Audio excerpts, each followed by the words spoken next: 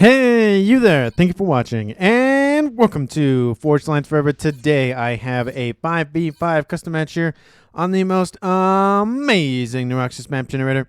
So let's go ahead and introduce our teams and our players, starting off with Team 1 in the Southwest, ending with Team 2 in the Northeast. Starting off for Team 1's Northern player, then working our way southward, we have in orange, the color orange, Thoughtful Pony as a Cybern for this match as a 1200. To his south, we have in Regal Purple, Sky High, the Brave. He is a Cybern as well. He is an 1100, probably going to call him Sky High for short. We have in the middle of Team 1's lineup in Batman Gray, Dilly Dally. He is another Cybern for Team 1. He is a 1500. Possible Brigadier slot here for Team 1 in Barbie Pink as Mutso as a Seraphim, breaking the mold here. So far here for Team 1, he is a 1200. And last but not least, for Team 1 in the South, we have in Ruby Red a UEF Legend Lore 2. He is a 1400, which makes Dilly Dally the highest rated player on Team 1 and is tied for the highest rated overall. And there are 3 Cyberns on Team 1 with a UEF and a Seraphim in the pack. Starting off with Team 2's Northern player, then working our way southward as well, we have in Pac-Man Yellow, Boss 1100. He is not an 1100, he is a 1400. Maybe thinking about changing his name possibly. I don't know. I don't know why he's named 1100. Who knows? I'm going to call him Boss for short. He is a Seraphim as a 1400. In Light Oak 10 to his east, we have a UEF. It is Yzma 98. Just don't pull the wrong lever. They are a 1200. In Rust, we have to their southwest. Oh no. As a Cybern, he is a 1500. He is the highest rated player on his team of Team 2 and tied with Dilly Dally on Team 1 for the highest rated overall. And to his south, we have in Chevy Crimson Noob Dragoon. It's been a while since I casted him. He is a Seraphim for this match as a 1200. And every time I see his name, I want to say Dragon, but I have to say Dragoon because it's because the 2 O's and oh no! Oh no, Control Cade! Oh no! Hold on. Hold on. It looks like want me to play with 5 mixes. Possible issue with grabbing mixes, looks like. So not even done with the intros, and Team 2 loses a player. Very unfortunate that WorldNet Team 2's boss leaves currently as the recipient of the second base there. And last but not least, for Team 2, we have as a Seraphim in Tropical Ocean Blue, dipping his toes in the water. It is Artifacts as a Seraphim as a 1300. So for Team 2 side of the map, they did have a Cybern, but he is now gone. There are now 3 Seraphim and a UEF. Team 2 lacks Aeon Technology. Team 1 lacks Aeon Technology, which means for the entirety of this game, there are no Aeon players. Apologies to those loyal to the Princess. Hopefully you will enjoy the game nonetheless. And for 9, but technically 10 players on the map, let's take a look at how much recon they have to scoop up. Currently sitting at only 8,000 mass, so about 800 or so mass per player. Not a terrible amount. Most of it does reside in 3 specific pockets. There's one in the south, one in the north, and there's one in the middle that is already being essentially fought over by Team 1. But there are no engineers inbound for Team 2, and it's also on an upper plateau. So this engineer going to have a little bit of an issue trying to get up there without a transport. So that will pretty much all go to Team 1 here in a couple of moments. There are a decent amount of mixes to grab on this map. Looking at Team 1 side of the map, that being the southern team, there is a Trimex on this upper plateau as well as a Quad Mix down here. That most likely will go to Team 1's Legend Lore. There is another Quad Mix position up here on that upper plateau. And a couple of one-offs in the middle. And that's not really a Trimex position. But it's... no, I'm not going to call it a Trimex position. That would be a twin mix down there as well. But with that out of the way, unfortunately for Team 2, they did lose a player. Looks like something to do with mass allocation or whatever the case may be. That's definitely unfortunate. Keep playing, says Artifacts. So we'll, there is no just kind of vacating the scene and restarting the game kind of thing. It is going to continue. It is an over an hour replay, so lots of action to be had. And to start off the action, we have 2 gun upgrades started here, 1 for each team. We have Mutso going for his gun upgrade, and we have Noob Dragoon. Both of them are Seraphim. They're going for their speed and range upgrade. bomber inbound here from Team 1's Legend Lord, going after the facility building over here, trying to light the water on fire, which can happen. Usually it's the stuff that is on top of the fire that gets lit on fire. Usually the oil and the whatnot. So unfortunately for Team 1, that facility has finished. The second one was underway. It has been stopped, but I'm assuming it will finish its construction here shortly. Multiple players dropping NGs off in the southern edge, most likely, of course, trying to fend off against the subs that are already en route. So Artifacts already trying to deny Team 1 any sort of sea legs in this game. Where do you see Legend Lord goes for the torpedo launchers and then the facility, but his teammate of Sky High goes for the facility, which will finish.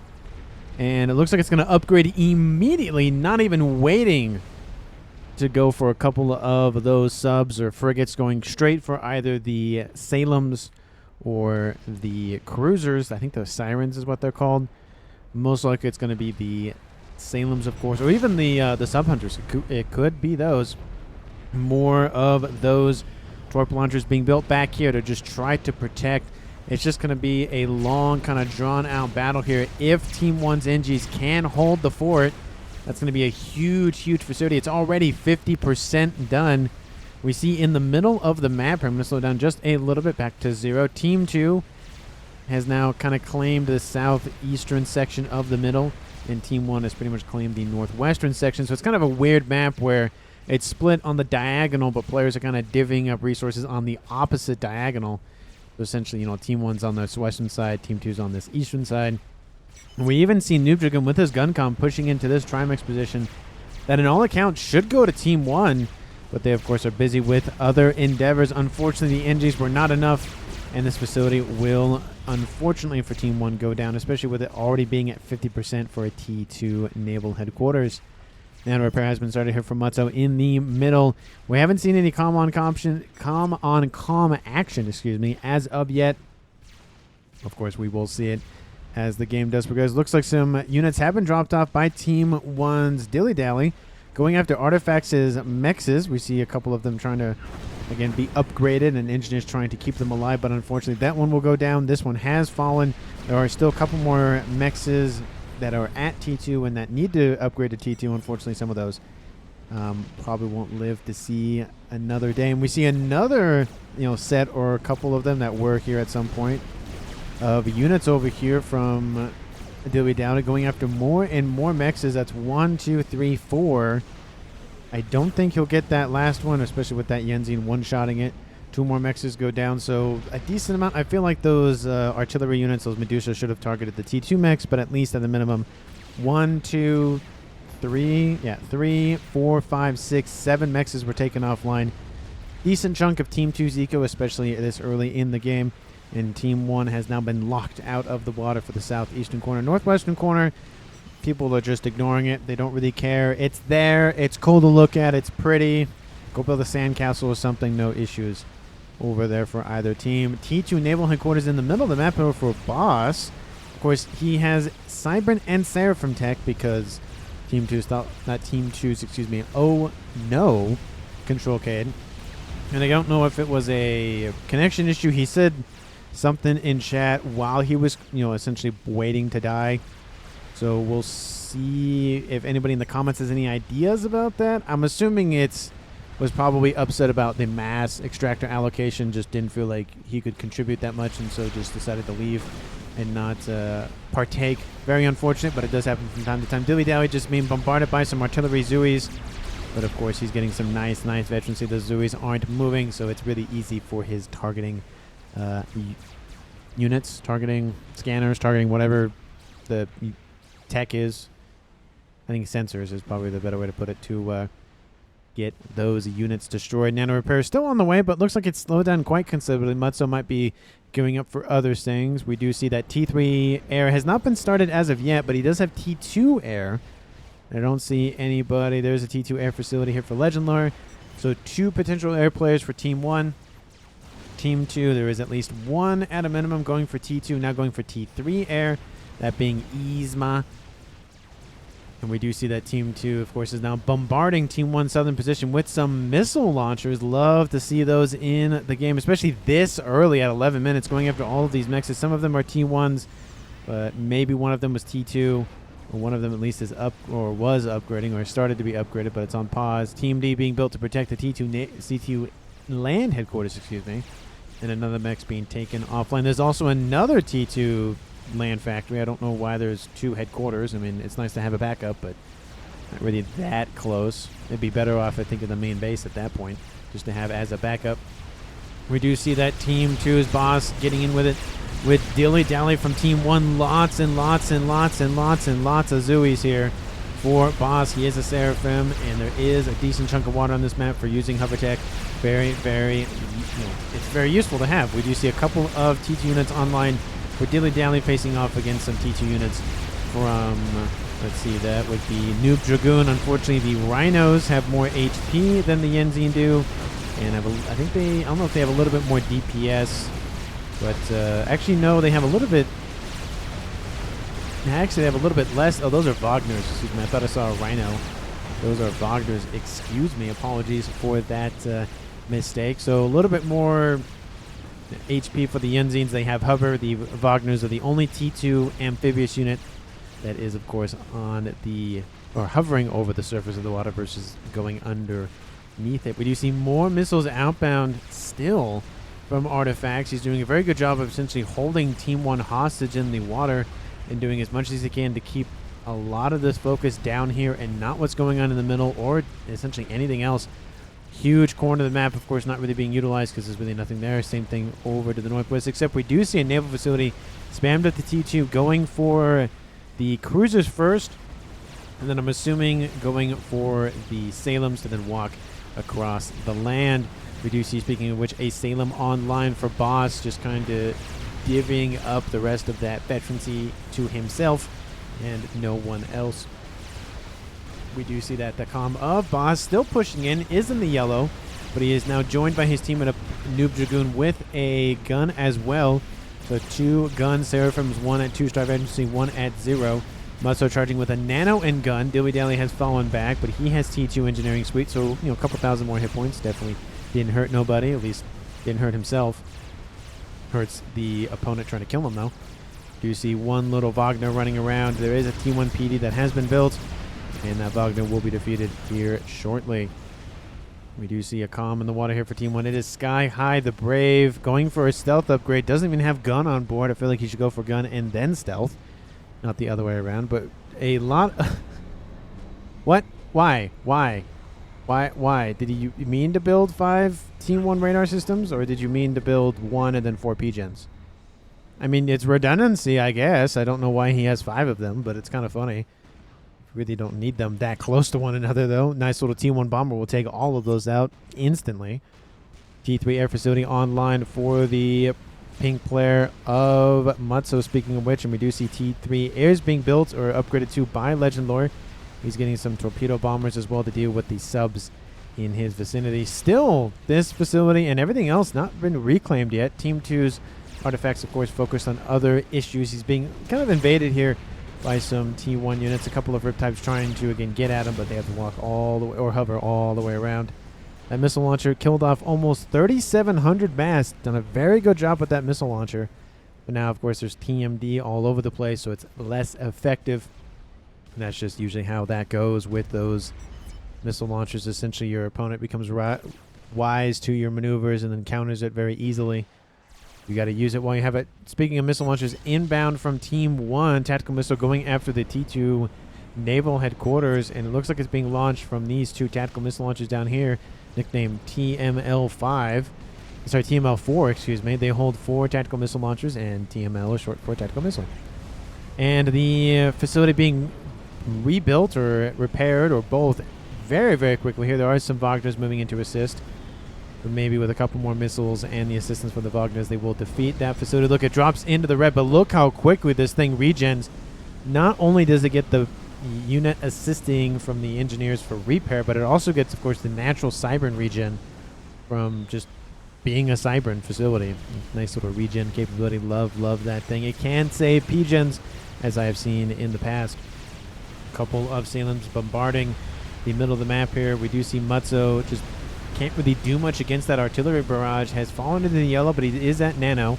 So 70 hit points a second region. And that facility does eventually go down to the combination of some Wagner torpedoes and some tactical missile launchers. So great job there from Dilly Dally taking out that threat in the middle of the water. No counter threat in terms of the water here from him. He's also a Cybran. Lots of Cybrans these games. Or this game, I should say, not these games. I'd say there's 4 Cybrans technically if we count Oh No. So technically there's 3 now, but there were 4. That means there are 3 potential telesnipes or telemasers coming online. Maybe, maybe not. We'll see what our players decide to do with their Cybran comms. Nice little central radar facility. Love that placement there. You get a ton of radar signatures in the middle of the map. It covers essentially the entire section of the water. So they will know if there's a facility rebuilt essentially in their purview, which I don't know if Team 2 is going to go for it once again. They scooped up the reclaim and called it a day. T3 air facility, of course, being expanded upon by some other facilities. And we do see a chicken has been started by Boss before 17 minutes. To be fair, he is on dual base, so he wants to make a big splash in the water or the pond or the lake or whatever else you may find yourself vacationing in, what is it, September? Yeah, it is September. Probably not the... I bet there's some places you could probably still go to the beach at, but probably most places it's either too cold or just they're not good weather for it. A couple of Salems walking southward now, bombarding this position. So while there's Salems here in the middle of the map, there's Salems up here as well. And they are proving very, very useful here, especially because, again, they can traverse the water and the land. Very, very perfect for these kind of not hybrid maps, but they're the water land maps. Lots of Riptides though in the south for Team 1's. Legendlord takes out the facilities here from Artifacts and now going for his main base. A couple of Corsairs inbound from him as well to try to assist with this incursion, but there's a lot of Riptides. Mexes are going to go down very, very quickly. Engineers are going to go down very quickly, and it is not going to be a good day for Artifacts' eco. He's currently sitting at... Oh, he was at 70 something. Now he's dropping essentially below 60. We do see the comm of Nuke Dragoon nearby to help deal with these Riptides, but the damage is done. Less than 50 mass a second. He probably lost a third or so of his eco. That's really going to hurt that pocketbook. And we do see that he has been pushed back on the upper plateau as well. So not only has he lost his core mexes, but he's also lost his front facility of mexes that he once had. So that's even a smaller paycheck for him. Couple more Wagners down the middle. And Dilly Dally isn't sending a lot of them in at a time. He's sending a few in just to see what damage he can do. He's doing a decent amount, but I mean, it's not as effective for really punching through to targets, but it is for those kind of like auxiliary items. Corsairs coming in, cleansing the northern side of the map here of Team 1's Salems. There are a couple of Sirens. Yep, they are Sirens. That's what they're called. Cruisers being able to try to ward these Corsairs away. To be fair, those Corsairs could just one-tap all of the 2 of the cruisers, but I feel like they're just kind of holding off. There is, of course, a nice little Yothotha online, the Chicken Walker, or I should say the big Chicken Walker. I guess the little Chicken Walker is the Ilshi, and that is now moving in, and it's just being sent right down the middle. Team 1's Dilly Dally not only built a facility in terms of Navy in the middle of the map, he built it on Team 2's side of the map, which very bold of him, but I don't think that's going to live very much longer. Apologies for that little jump there. My mouse has a little shortcut where if I move my middle mouse button, if I click it, by going left or right, it kind of like goes back to the last notification or whatever, and it's jarring even for me, so I do apologize for that. It wasn't a cut in the video, it was just me doing it with my mouse. But anyway, Chicken has now emerged from the water. Team 1 is definitely aware of that now. Dilly Dally actually getting out of the water, building Cerberus PD. That is not going to save your base there, my friend. And actually, it'd be better if you just hop back into the water, because that chicken will kill you if he is not careful. There is a nice little Otham running around. Not a huge threat. It does have torpedoes on board, but we do see Dilly Dally has been targeted and does drop below 50%. Not going to help his survival rate in the water, especially with torpedo-capable units nearby from his opponent. But of course, he is sitting at 34 hit points a second with 1 star veterancy, so he might survive a little bit longer. But it's either he stays in the water and gets bombarded by torpedoes, or he gets out of the water and gets bombarded by a chicken.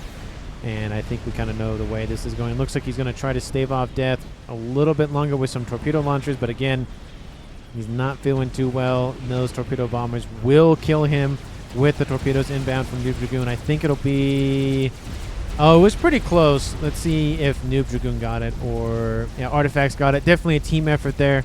Obviously, the chicken helped out a lot, and is now a tied game here at 22.5 minutes at a 4v4. Perfect time to talk about the game overall. Team 1 sitting at 900 plus mass per second. Team 2 a little over 600, so 300 mass more for Team 1. The only issue, though, right now is Team 2, I think, has the only experimental online, so that is going to punch a hole in Team 1's eco, depending on how far they decide to go with this specifically. They being boss 1100. Map control, it's definitely fluid, especially the middle of the map, so I'll kind of give it at 50-50 and call it a day. Maybe 55 for Team 1, 45 for Team 2. Let me know down in the comments who you think is going to currently win this game. And, of course, if you haven't done so already, please like the video, subscribe to the channel, and, of course, as always, thank you so very much for watching. I really, really do appreciate it. I really, really do. I love, of course, the dopamine hit of, like, the subscriber count and the view count and all the other counts going up. I really do appreciate it. You know, I mean, I have to say thank you, but I really, really do appreciate it. I don't know what else to say about it. Anyway, Corsairs just absolutely body that governor class, and now they're going to go after another one here shortly, I would presume. There's more of them being produced all the time, so lots of AA. Of course, Team 2 has now been locked out of the water. But the more important thing, the chicken over here for Team 2's boss is now invading the T3 air facilities built by Sky High. He got into the air, well, had, more importantly, because they are now gone. T2 air facility also online here for Thoughtful Pony. Lots of fighter bombers coming in to try to slow this chicken's roll. But look at the power reserves just going down. Look at the mass extractors about to go down. Team 1 was severely in the lead for mass income, and now Team 2, it's probably power related to be fair, but that is a huge blow to Team 1's eco. It was 300 mass more, and now it's actually flipped, and it's 100 mass more for Team 2, so 400 mass roughly in difference that Team 1 has lost. Now this facility is going down. This chicken, 76,000 mass and growing, 84,000 mass and growing. It has paid for itself and paid for its cousin and grandmother and, you know, second brother, whatever nomenclature you want to use. Paid for its entire family and, you know, the dog to go to college, essentially. More mechs is going offline. A lot of these are T3 or T2, but they're at least ringed, that is, you know, which is, of course, what you want to do between T2 and T3, but this is a huge, huge loss. Dropping below 500 in total for Team 1. The chicken will ensure that everything dies, even if he dies in the process. There's only T2 mechs remaining. Couple of gunships going to sit here. Not going to be hit by ions just because they are air units. For some reason, the lightning storm doesn't target air units, even if they're sitting on the ground. Even though, to be fair, the Colossus can grab a transport and crush it to death. And only once have I seen a transport with a comm on board grab a comm and crush it to death and actually kill the commander. It was very, like, it was a kind of a very, very weird happenstance.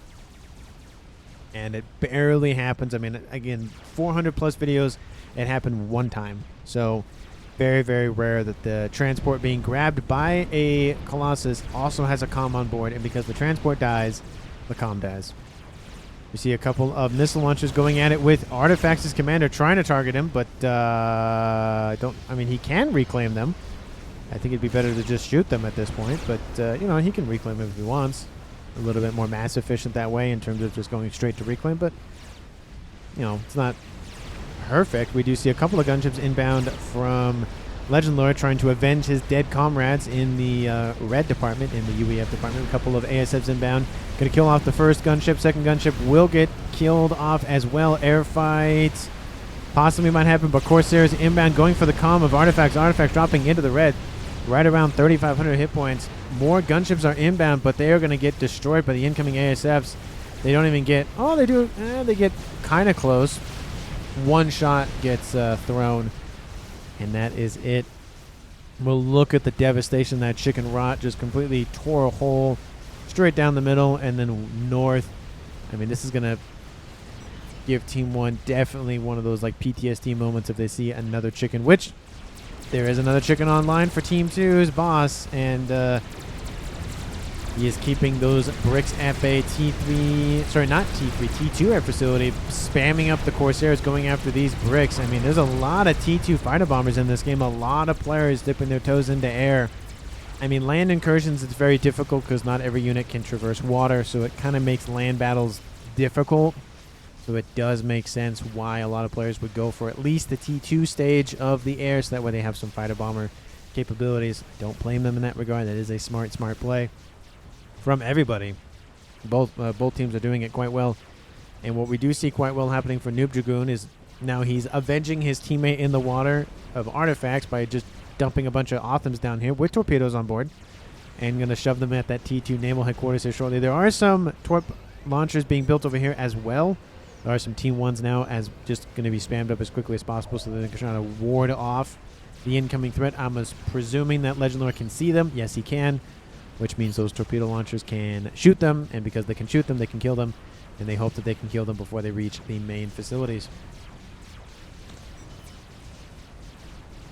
You see a couple of cruisers now back online. The Governor class is going after the facilities, but in the wake of the mass extinction event in the cruiser department for Team 1, Team 2 has built up some nice Team D defenses, and that won't work a second time. We do see those T2 torp launchers do pump out a lot of damage, and they are kind of overkilling these units, so some of the torpedoes will not actually be effective, but they do pretty much one-tap some of these Othams. We do see more engineers kind of like hastily just running around. The T2 ones do have a lot of HP, so this threat will be eliminated quite nicely by Team 1, but of course we'll take some losses nonetheless. Looks like another experimental has been built here by Noob Dragoon. Is it a chicken? It is another chicken. Lots of chickens here for Team 2. Everyone gets chickens. T2 naval facility is going to go down here shortly here for Thoughtful Pony. He had it online for a while, but Team 2 came in with torp bombers, came in with more Othams, came in with ASFs, came in with the everything. I'm assuming, actually, those are Team 1's torp bombers, to be fair. But the point being that that facility is now offline. Only a Salem remains as evidence of the facility. This place here for Thoughtful Pony, his main base, is just not feeling well. I mean, he just got hit twice now after the chicken threat came right through Sky High's base, straight to his. He's not feeling the pain once again. He does have a couple of mixes up here, so he's not completely broke, but I mean, sitting at below 100 mass per second. Same here with artifacts. Essentially, these two players have just kind of been bombarded the entire game of just constant death. Chicken does die for Team 1 on the shoreline. Some damage. Maybe they'll get that mix. Maybe, but not really a lot of potential targets for that experimental one. Now Team 1 loses Thoughtful Pony to a control K. Essentially, I mean, with the chicken coming in as well, I mean, his base was all over. There was no coming back from that. Unfortunately for him, it was going to be a long uphill battle, so he might as well donate to his teammate, which I always approve of donating. I don't really approve of just dying just to like, well, I don't really have much left, so why participate anymore? I mean, he can kind of participate by Beyond the Gray, by pointing stuff out, pinging, that sort of thing. But, I mean, he could be given experimentals to micro. He could be given land units or naval units to micro. Like, he can still do stuff, even if he has no mass, no power, no nothing. But it's just I think it's more of a personal one way or the other versus like a mainly tactical strategy kind of thing. But again, it does matter per player, so I'm not the only voice of reason. At least I hope I'm not in the FAF dumb, which I'm not. I know I'm not. There are definitely better, more qualified voices out there. I'm just a caster who started a little over a year ago, which is crazy to think about. I started technically casting these games, I think it was late July is when the first video came out. I think it was late July of last year, and it's now September when this video is recorded. So, yeah, it's been crazy. Crazy 12, 15 months, whatever the case has been. We do see the chicken up here standing very strong. Did take a lot of licks, but of course he's now at 3-star veterancy and at 95 hit points a second and 53,000 hit points. We do see a nice little base online here for Team 1 Sky High. It's not necessarily isolated, but what I do love is this. It's not activated, but it is here, where he can see a ton of the map if he were to deploy it. It just costs a lot of power. And he doesn't really, he did have the power to spare. Now he doesn't have the power to spare, so he's going to have to wait till he gets his reserves online to use it once again. ASF's kind of just being snipped at here by the Air Forces from Team 1. The one force from Legend Lord comes in a lot closer and just starts ripping this Air Force to shreds. Oh, they backed up because the Corsairs are inbound, but Those Corsairs don't have a lot of HP versus the ASFs. Team 1's going to handedly, let's not say hastily there, but handedly win this air fight. Huge win here for Team 1. Team 2 still does have some ASFs, to be fair, but that grouping that the Team 2's Yzma has lost, as well as all those Corsairs, deadly amount of ASFs going down. And there's another fight. Legend Lord commits, but Mutso does not. He sees the bug over here, but is just trying to engage. ASF's just standing there, not great. The bug's like, okay, nope, see you, bye. I'm just going to get out of there. No, goodbye. No. Going away now. Tactical missiles outbound, taking out T3, T2 mexes here from Team 1 Sky High. That base providing dividends, and of course now the Soothsayer is online and providing a ton of vision. And the bug goes down anyways on top of a T3 mex and a host of engineers. Oh, that's a bad place to be for those guys. That's not going to feel good. And now we have a nice little destroyer, nice little Salem bombarding this upper plateau base. Lots of back and forth here. There are no safe havens. No one is safe. Everybody could be killed in a moment. We do see a Crab online here for Boss. Boss is pumping out those experimentals, but Team 1's Legend Lord is sitting at almost 600 mass income. Team 1 has regained the mass lead here at 35 minutes. They probably gained it a little bit ago, to be fair, but I'm just pointing it out at 35 minutes. That is a lot of mass to be up, and I mean, especially from where they came from, where they were up and they were back down again, and now they're back up again. Essentially just this kind of roller coaster of emotions for them. And they've lost another player, so it's now a 3v4 in favor of Team 2. So they're down a player in the APM, which isn't super great, but at this stage where a subcom brain is starting to set in, the more players you have, the better, but it just depends on whether those players are more equipped to deal with subcom, long-term, RTS, FAFdom, warfare, you know, just the constant drain on APM, the constant drain on brain power, all that sort of thing. It's really nice to have a man in the sky or a man in the chair to assist you with being like, hey, you should build more mexes. Hey, you should build more units. Hey, you should move over here, that kind of thing. I really like having somebody like that because it takes the mental load off of me, and it makes it better for me to focus on other things instead of microing everything, especially when you have 2, 3, 4, 5 bases kind of thing. Chicken does go down here for Team 2's Nuke Dragoon while I'm talking about subcom brain and whatnot. These Percys absolutely just wreck everything. Not everything, but pretty much everything. And this force will be dealt with, but there is a chicken inbound. It will secure its dead brother's or sister's position and then reclaim it. Not another, but I think that's the same crab here from Boss. Team 2 pumping out experimentals and air grid, to be fair. We do see a couple of satellites have been started here by the UEF player of Yzma. It's always the UEF air players you got to watch out for those satellites. Not always, but it's usually the UEF air players, of course, that go for them. Only the UEF can go for them, but specifically the air players. See in the back, maybe we'll see a similar situation here for Legend Lord, but again, he has multiple bases to deal with, and he's pumping out experimentals as well. Bomber has been thought about here for Mutso. He has a huge air grid, isn't really prone to cascading. The linchpin essentially is right here. So even if that section goes down, essentially this section is kind of isolated. This section is kind of isolated. It's not like a huge block that I've seen in other games where you get a couple of nice, good shots and boom, boom, boom, boom, boom, boom, boom, everything's gone. More and more and more and more and more missiles are being fired here by these governors in the east. Artifacts essentially on defense duty the entire time, pumping out TMD. And the more he does that, the more he's not focusing on the land battle, the whatever else going on in the map. He's only focused on right here. And that allows Legend Lord to focus on other things, because that's probably just a passive thing. He's just sending units over there just to pump out missiles, not really worrying about if they succeed or not really targeting anything in particular, just trying to distract as much as possible. We have a Monkey Lord that does go down to multiple fire from a couple different locations. Decent amount of Salems. One of them have grown legs. The other ones have keeping their legs retracted. Chicken as well.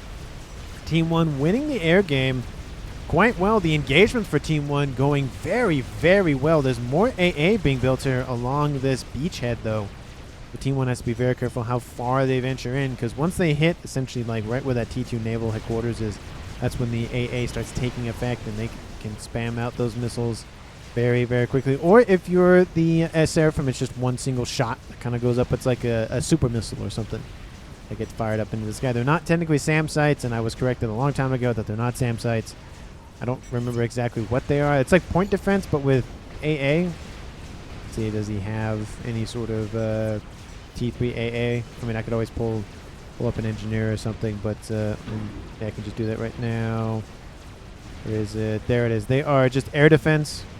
It's a area of effect blaster effective against fast aircraft. So it's not really a missile. It's just a kind of boop, and it's gone. Lots of Autumns inbound here from artifacts in the east, going after those governors. They're not protected by torp defense, so this is a way better engagement here for artifacts, beating Team 1's units at a different game, similar game, but different game. You see a couple of Percys. They also don't have torp defense, so not really well equipped to deal with torpedoes, which will net Team 2 a nice little, at least, staying of execution from the hordes and hordes and hordes and hordes of missiles, and of course all those Percys giving up down there. Already ready, says Dilly Dally Shield. And it looks like that T3 disruptor is online. Don't tell me you're targeting artifacts. You are targeting artifacts. Why? I mean, there is artillery down the middle here from Team 2 as well.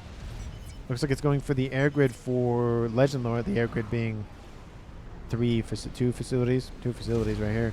And it's going to strike pretty close to his commander. He's going to be very careful of that. Looks like a disruptor fire artillery shot. Where's that one coming in from?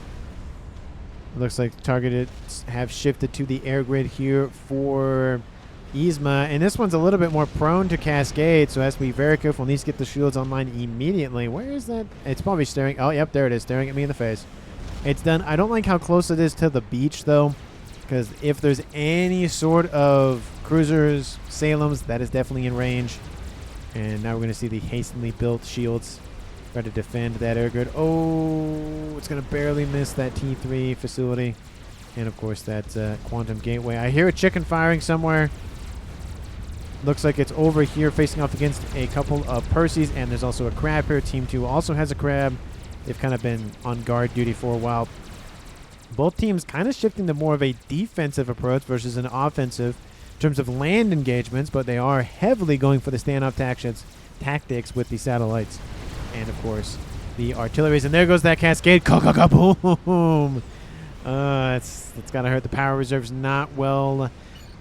Great. It does look like it's still positive, but, I mean, that's a lot of power to lose. A lot of air power as well. He has to rebuild those. Team 2 is kind of lacking in the air power to begin with, so taking out a huge air facility, not great. We do see there was a large grouping of engineers here. I don't know what they were doing. There's a lot of Cybran and Seraphim ones. Building some T3 shielding there.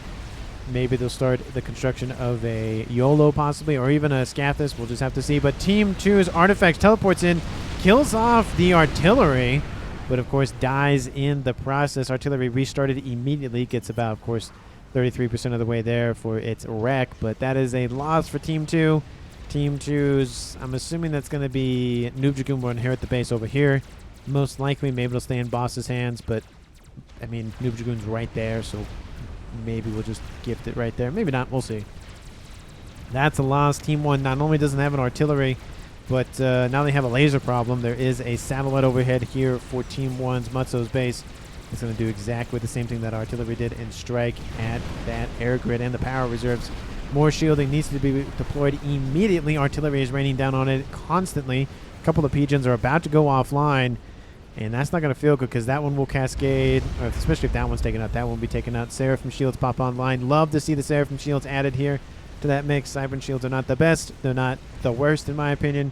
They're not the best. But this horde of Autumns is a huge problem. There's probably 60 or so over here. Let me see if my count was right offhand. 61. Look at that. I was one off. Wow, that's actually very, very close there. That's huge. This can essentially steamroll the entire southern edge. Team 1's got to deal with this. We do see Percy's kind of just trying to run by this, essentially.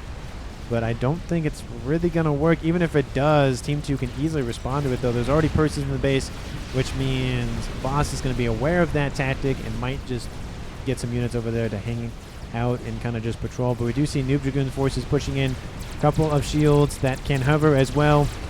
Othams, crabs, and chickens inbound. Crab being singular, chickens being plural. There are 3 of them inbound. There's another experimental over here protecting the artillery that's getting shot at by some bricks. The pigeon specifically, but still. The air grid is being rebuilt. Looks like the second satellite's now online for Yzma. And not looking good here for Team 1. Team 2, I mean, kind of turned it around a little bit. We do see that Team 1's still in the lead for mass control, or mass lead at 1.6K versus Team 2's 1.2. So while Team 1's doing very well on the, you know, essentially lining their pocketbooks, Team 2 is doing very well with the, I'm just going to control the map and steamroll you kind of approach. Lots of these Othams. Some of them don't make it, of course, to the shore. Some of them do make it and then die. There are some Percys guarding these mexes, but there's just too many Othams. And again, as I always say, 1,000 of anything will kill anything, regardless if it's a Percy, regardless if it's a Titan or Colossus or whatever may have you. But the other group of Percys does make it. These units finally transferred over to Noob Dragoon, but not going to fare too well. The missiles are now raining in, and I think the range on these can probably reach pretty close to where Noob Dragoon is actually hanging out. Oh, it's right there. Look at that. Right before the comm. So, I mean, he's going to lose some T1 Pigeons. He's probably going to lose that SMD. That's going to hurt. I mean, he should probably have an backup SMD. And that chicken is half completed, so he's going to possibly lose that as well. We have a chicken that is dead here for Team 1, and the experimenters go back underneath the surface. The Othams, the Salems have joined, and there's a nuke. Team 1 has a nuke.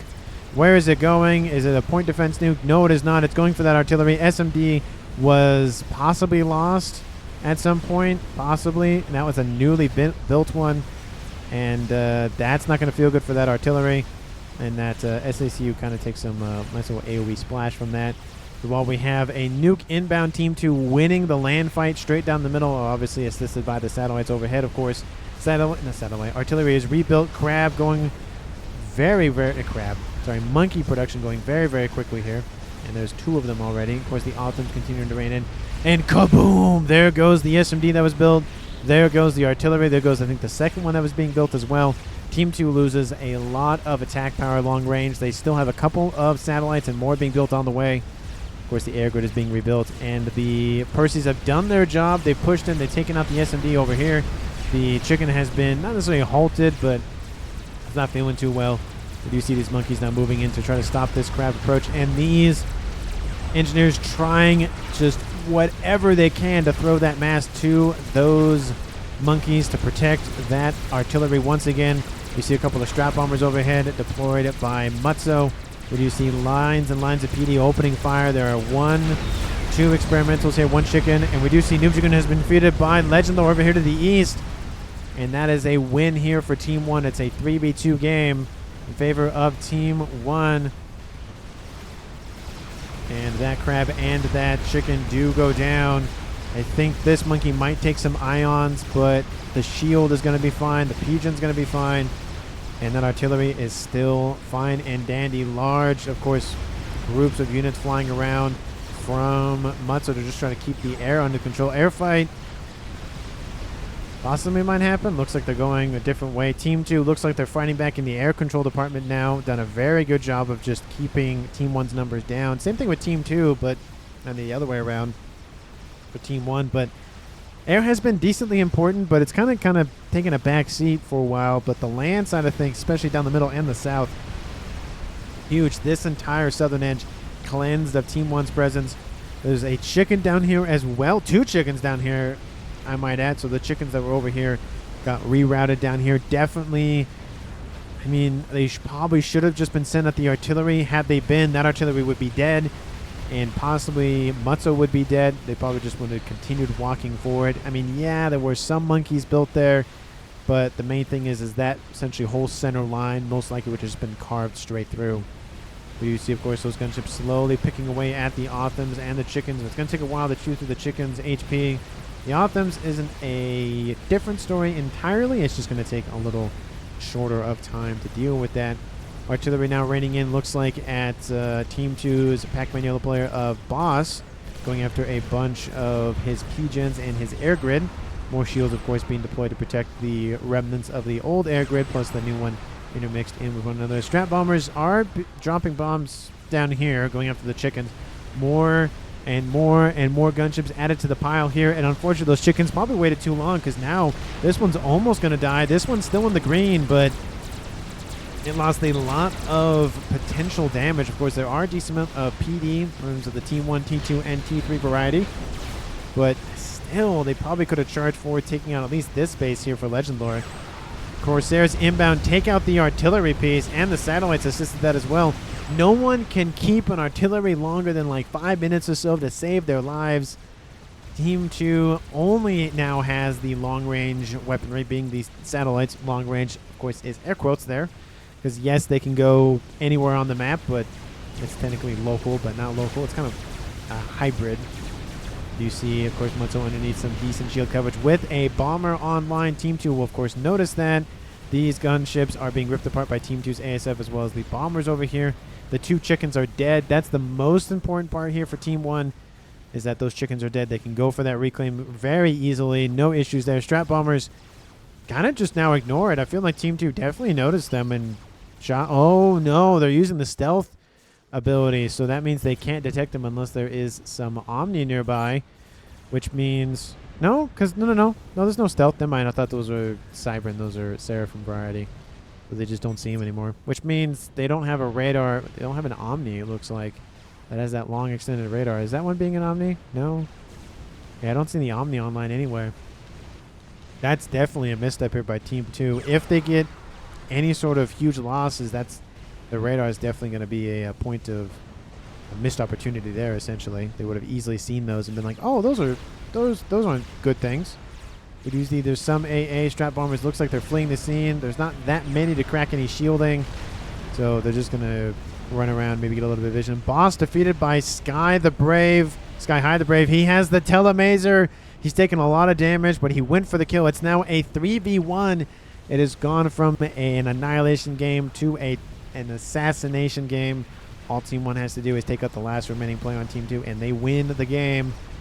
You see another laser overhead, and the bomber does get destroyed by the remaining ASFs from Yzma. How am I alive, says the Brave. I mean, it's probably due to the fact that units were transferred over, and Yzma was kind of just focused on other things.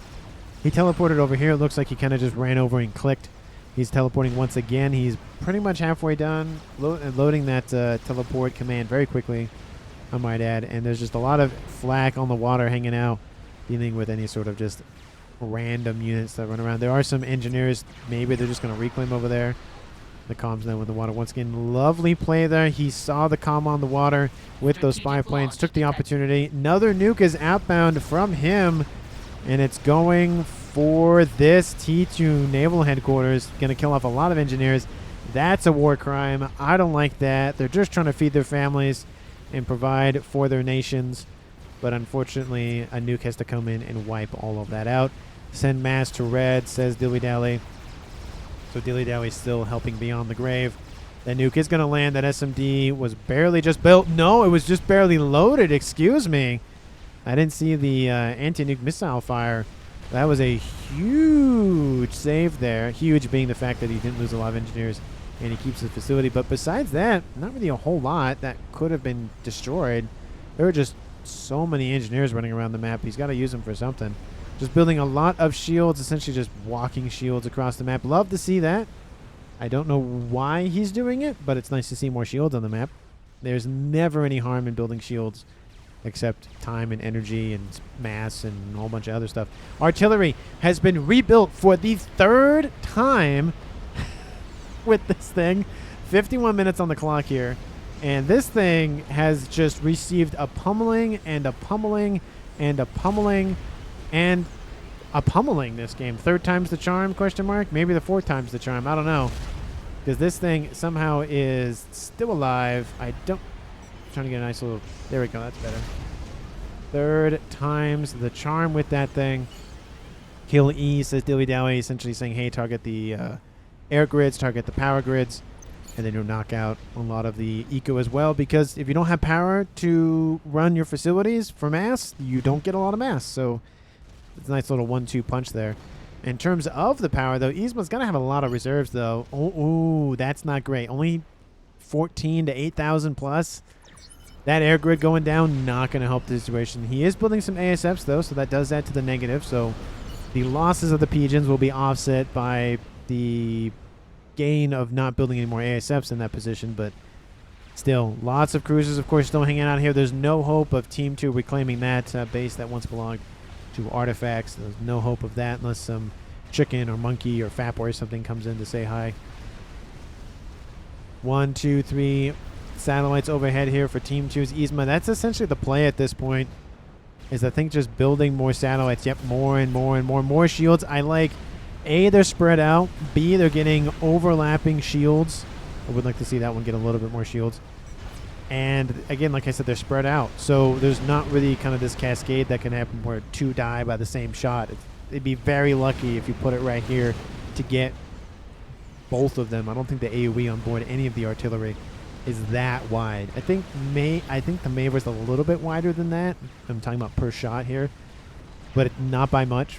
And I might even be wrong about that. I'm not the scientist of FAF. I'm just a caster, so you'd have to refer to the duelist for that. We do see, of course, I don't think these 3 satellites are going to punch through the shielding. There's a Seraphim shield that's getting assisted by engineers, as well as all of these Cybran ones, so and a UEF one. All we just needed is an Aeon, and all 4 shield types are right here. Are these the ED5s? They are the ED4s. So technically not the biggest shield you can build in the game for the Cybrans, or the best shield in the game, I should say. But it is a T3 one. Again, like I said in the other video, it's so very weird that you don't build the ED5 or the best T3 shield for the Cybrans as the T3 shield. I don't know if it's a balancing thing. No idea. Couldn't tell you. It's still weird. In the east, Monkey running amok over here, essentially undeterred. It looks like Yzma is essentially having that subcom, you know, there's so much I need to take care of and there's only so much APM I have. This is where having more players comes huge. It's a huge, huge benefit. Even if he had Boss 1100 still alive, that would be such a load off his shoulders. But I think it's just going to be the slow demise, unless he can get kind of a nice 1-2 punch here with taking a comm or 2. I don't think Yzma's coming back from this. And it does look like, actually, speaking with Mutzo, just gives everything over to Legend Lord. I don't know if he's control carrying or not. Oh, I need to go. So, yes, he will. But, yeah, Sky High the Brave says, no worries. I do like that camaraderie, though. You did great. He did do a really good job with air. So, he's going to bow out. He still has a couple of Corsairs. Oh, sorry, so those are Nautilus. Apologies. He's going to get out of range of all those NGs.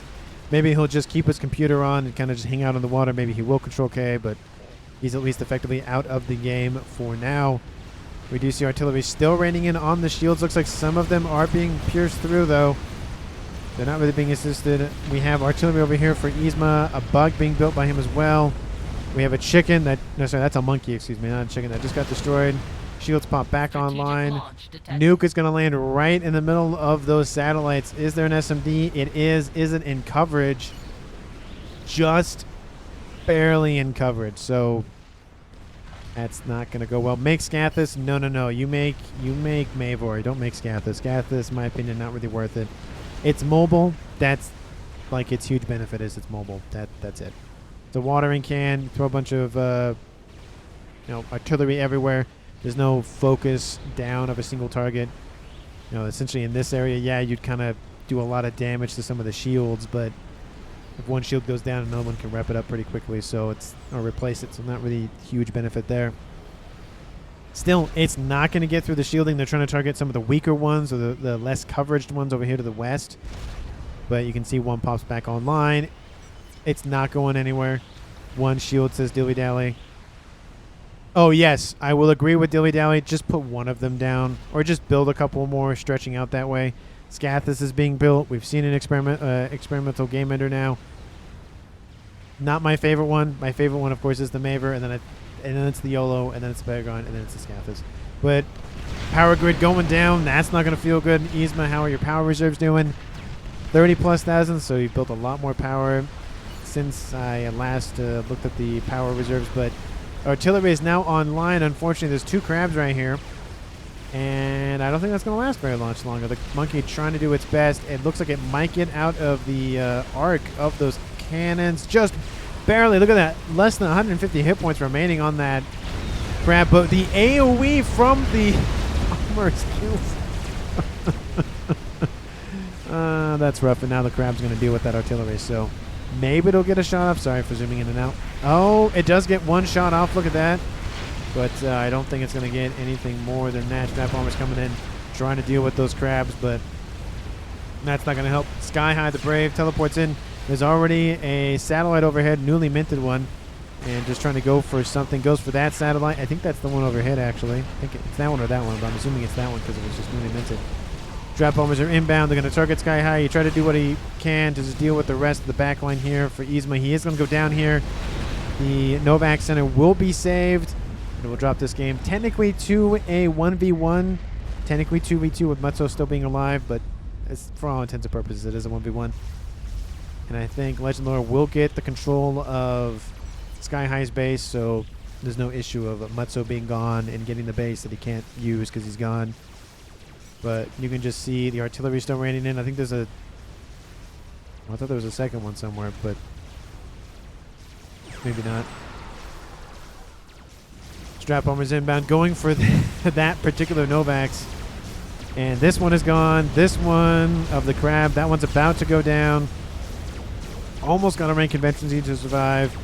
600 hit points remain, 500 hit points, 150 hit points. And that one does eventually go down. Almost got a rank convention siege, but so very close. Second satellite goes down. 2 more remain. Third one, or fifth one I should say, coming online. 58 minutes on the clock here. ASF's going to clean house, take out all of the air units here. There's a bug. That's not going to last very much longer. The crab probably won't survive this. I highly doubt it will, due to the firepower of the strap bombers and the bug. There goes the crab, and that bug is going to get ripped to shreds by ASF. So, yeah, it was nice to have, but now it's dead. Team 2 does have a lot of mass to scoop, or I should say Yzma has a lot of mass to scoop on his side of the map. But we do see down the middle a couple of Monkey Lords going for that artillery again. That is the third time that thing has been built and then destroyed. Well, one already isn't going to get done, says Sky High. But the Scathis is about to finish. It can probably just dip into the water. We see some gunships and a chicken. Mutso kind of still here. He sends out his chicken, going after that monkey, or a group of monkeys, I should say. Of course, the monkeys going for the air grid and the power reserves. But even if the chicken dies, I think the chicken will be fine in terms of like doing what it's supposed to be doing by just kind of being a little bit of a distraction. The first monkey is down. The second one's about to go down along with the third one almost simultaneously, one after the other. Bomber's almost done. The Scathis is almost done. A bomber actually technically still under the control of Mutso, and it is still being built. We see that Legend Lore is actually helping him build it.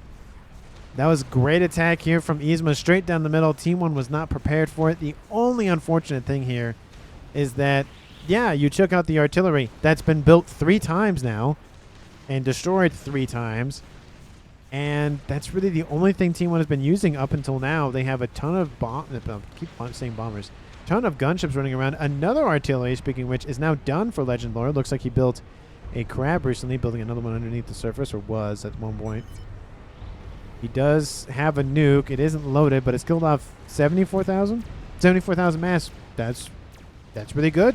Averaging about 37 or so thousand mass. That's efficient nuke. I'd say super efficient, but it's definitely a good nuke. Another satellite is done. Hasn't been given orders yet, but still kind of hovering over it. This one going to be rebuilt. This one going to be rebuilt as well. But I think at this point, there's really not much that Yzma can do. I mean, they're kind of just scattered everywhere. Gunship's going to be ripped apart by the ASFs.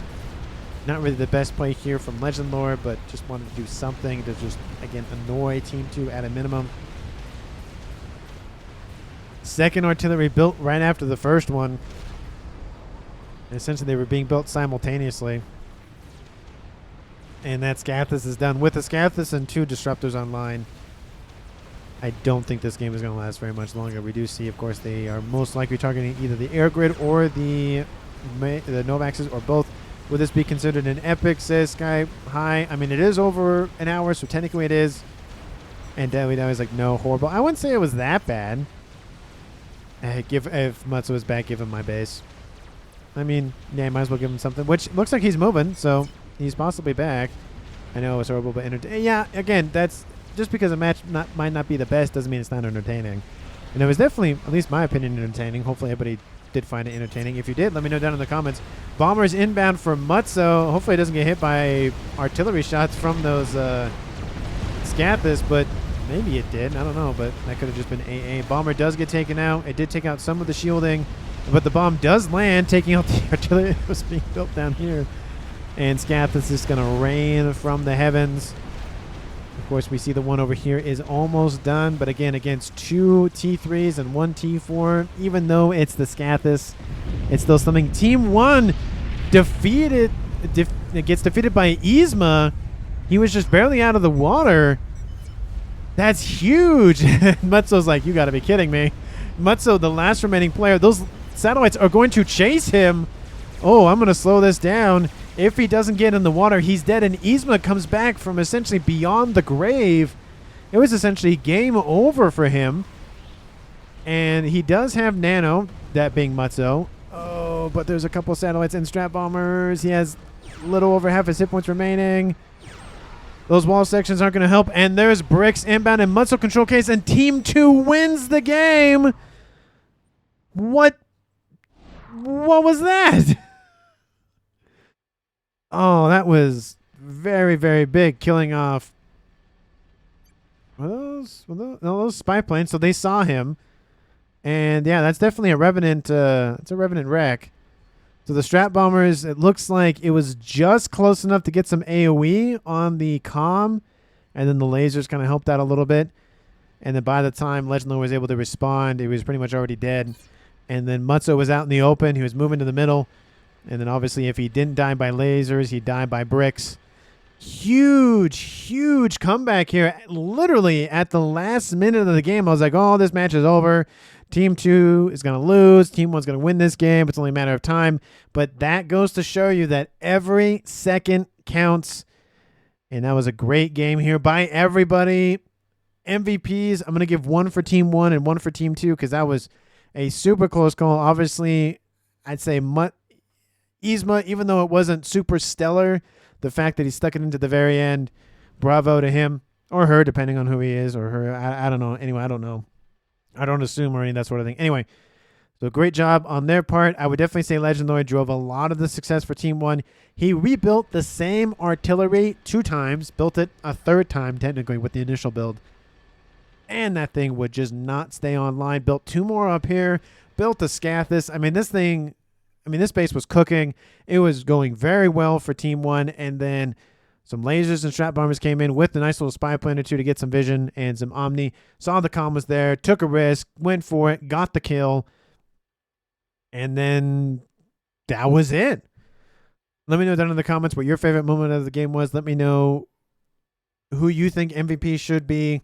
Again, Legendary gets it for me for Team 1. Yzma gets it for me for Team 2. Thank you so very much for watching to the very end of the video. And I will see all of you in the next one.